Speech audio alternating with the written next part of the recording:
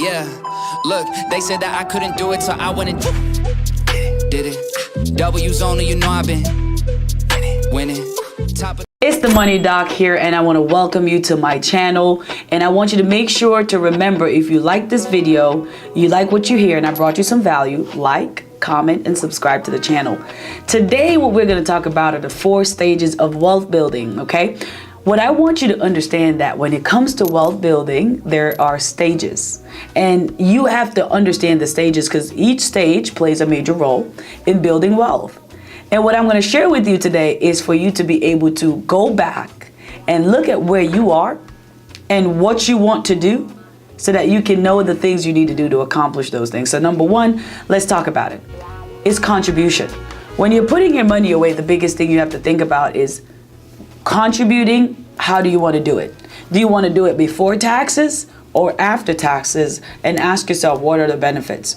If you do it before you pay taxes, at the end of the day, what's happening here, you're saving more money for that moment, you're saving yourself more money.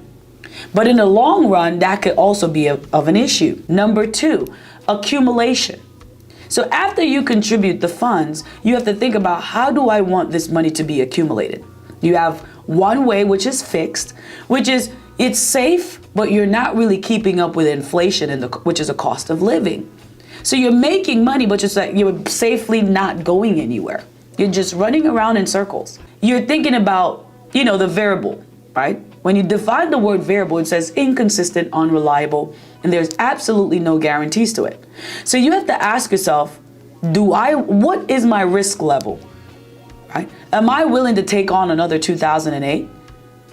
Am I in position to lose 43% of my money, but knowing that I'm going to gain it back? But then you think about the in-between, you will realize that market losses affect you more than the gains do.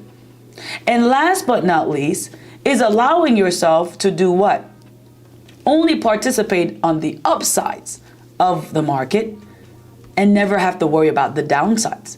So when you're accumulating your money, you have to really stop and think about, what are the benefits of the vehicles that I'm putting this money in? Because it's all going to be about the end game, not the current game. Number 3 is distribution. How will your funds be distributed? Well, when we're talking about distribution, we're talking about taxes. How will your money be taxed? So it accumulates, you've earned some good money, but then the biggest thing that most Americans struggle with are taxes. So if you think about the taxes that you will have to pay later, you always want to keep in the back of your mind that later will always be greater. So when you talk about tax now, you're taxing your money right now, but you also have to think about whatever interest you earn, you will also be paying taxes later, all right?